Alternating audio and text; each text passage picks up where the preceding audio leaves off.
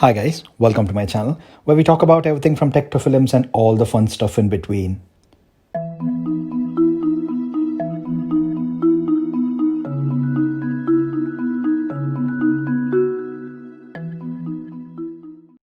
So guys, the date has been announced for Apple's fall event and it is on the 15th September Tuesday at 10 a.m. Pacific Delta time, which means it's 6 p.m. British Standard Time and 10:30 p.m. Indian Standard Time.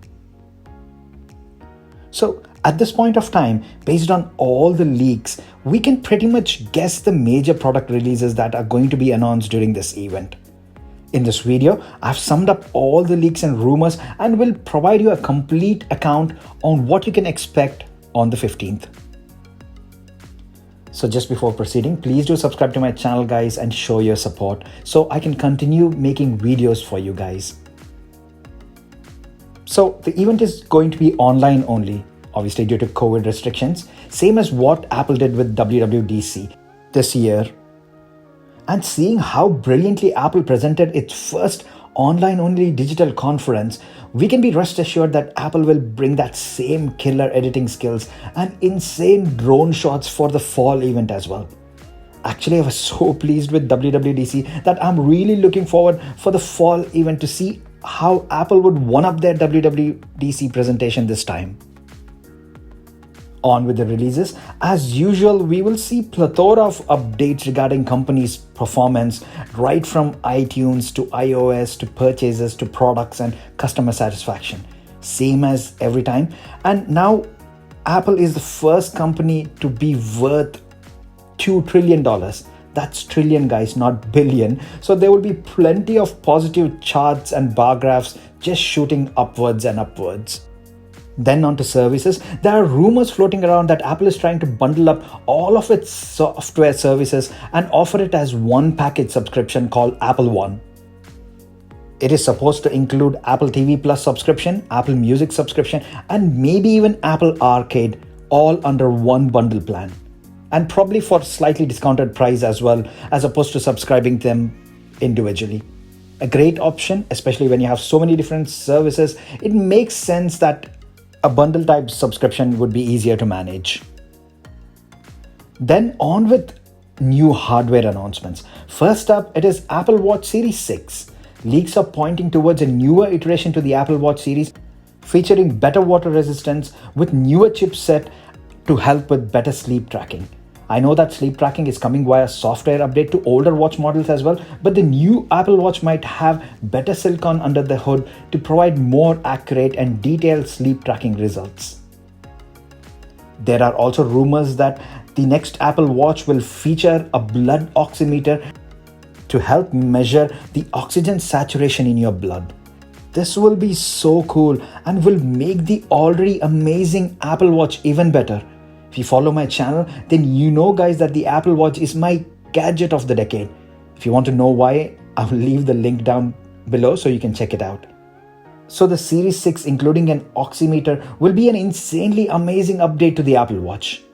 But not sure if Apple got the FDA approval on this one and whether the tech is consumer ready, but I seriously hope it is. There is also leaks floating around that there will be an Apple Watch SE edition at a lower cost of $199. I think that would seriously benefit the Apple Watch lineup and would better compete with other wearables like Fitbit, which fall into similar price range.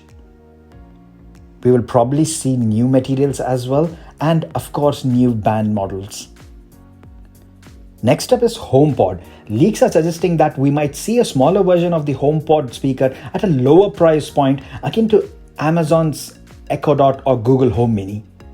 Apple's HomePod is not really up there in terms of popularity or sales, mostly due to the high cost and the performance of Siri, which astonishingly went from this cool digital assistant to a bland, non-responsive inferior service.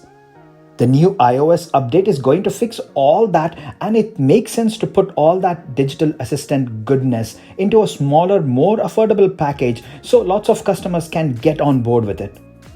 Currently, Google and Amazon are sweeping this space with its nearly next to nothing cost options with its smaller speaker range.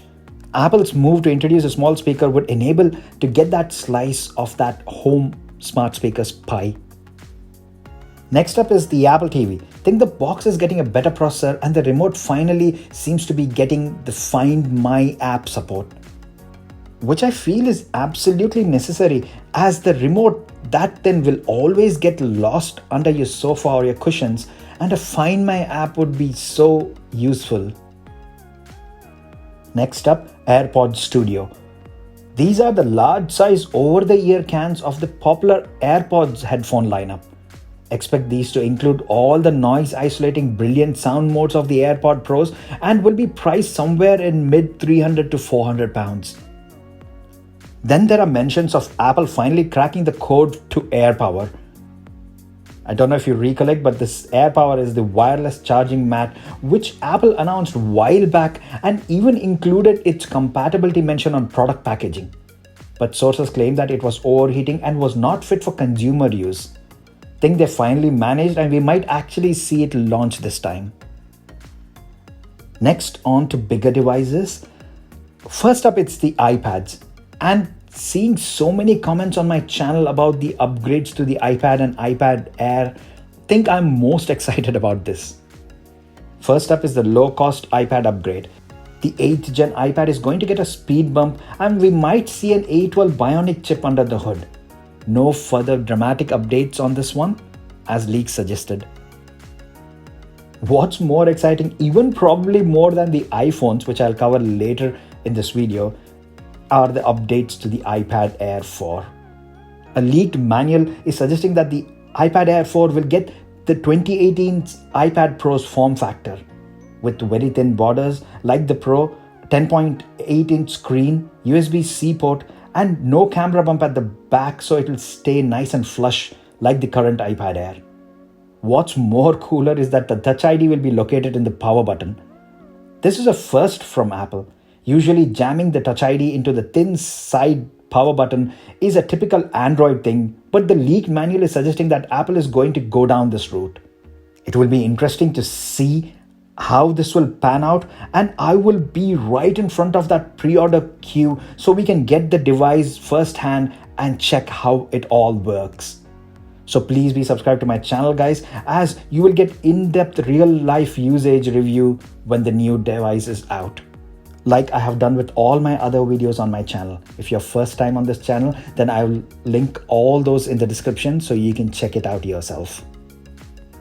The processor will also be bumped up to the A13 Bionic, probably, but we'll have to wait and see how that will compare with the iPad Pros 2020, which has got the A12Z Bionic chip, which launched in March this year. I think the 120Hz refresh rate screen is going to be a Pro-only thing, and so are the quad speaker setup.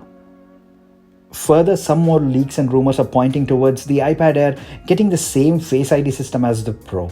So I'm very curious to find out what will happen on the 15th. Next, on to the main event, the iPhone 12 series.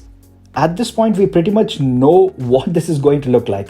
The iPhone will get a new form factor with squared edges like the iPhone 4, 4S or SE models. Then we are going to see 4 models, 2 iPhone 12 series and 2 iPhone 12 Pro series. The screen size on the non-Pro models is going to start from a tiny 5.4 inches to 6.1 inches. Not sure what's making Apple release a tiny 5.4 inch screen size when current mobile phone displays are pushing well over 6.8 inches. Then the Pro models will be getting a 6.1 inch screen size and a whopping 6.7 inch max size model. The Pro models will also have a triple camera lens system with a LiDAR scanner as the 4th lens. Some leaks suggest that the notch on the front is going to be about 30% smaller, but others are saying that it will probably stay the same. I seriously hope that it gets a bit smaller, as the iPhone is starting to look dated amongst its competition, especially from the front. Under the hood, it's going to be powered with an insane new A14 Bionic chip, which is going to be built on a 5nm chipset. The RAM also might be bumped up to 6GB on the Pro models, keeping it in line with the 2020 iPad Pros. The base storage will also be increased to 128GB on the Pro models, and there are talks that the new iPhone 12 series will not come with earpods or charging adapters in order to reduce the carbon footprint, and the lightning cable is also going to be a braided one this time. Every time, the Apple's invitation logo usually have hidden clues in it, and this time I think the blue color represents the new midnight blue color for the iPhone Pro series. And the time flies caption probably is reference to the new Apple Watch. Let me know what your guesses are in the comment section down below. Then for the one more thing, there are a few possibilities here, one of which is the Apple ARM based Mac. Apple pretty much confirmed that we'll be seeing an ARM powered Mac in fall this year. Not sure this would be announced at the fall event or quietly released online. But yes, this is Apple's move away from the Intel chipsets onto its own ARM processors so they can better control the performance and optimization. Then the one more thing could also be AirTags. If you haven't heard about this before, then these are small tags similar to Tile, which are tracking devices which will allow you to tag them to bags or keys or even Apple products and track them via Bluetooth and the Find My app without the need for a data connection. Super useful concept. We keep seeing references to them in software code for some time now, but Apple never officially announced or released them yet. So it will be good to see these small useful AirTags announced and see how they would work. So that sums up all the rumors and speculation for all the hardware and software which we'll be seeing in fall 2020 event. Guys, please be subscribed to my channel as I would post another video as soon as the event is done. Until then, thanks a lot for watching my video and staying until the end. I will see you in my next video. Bye for now.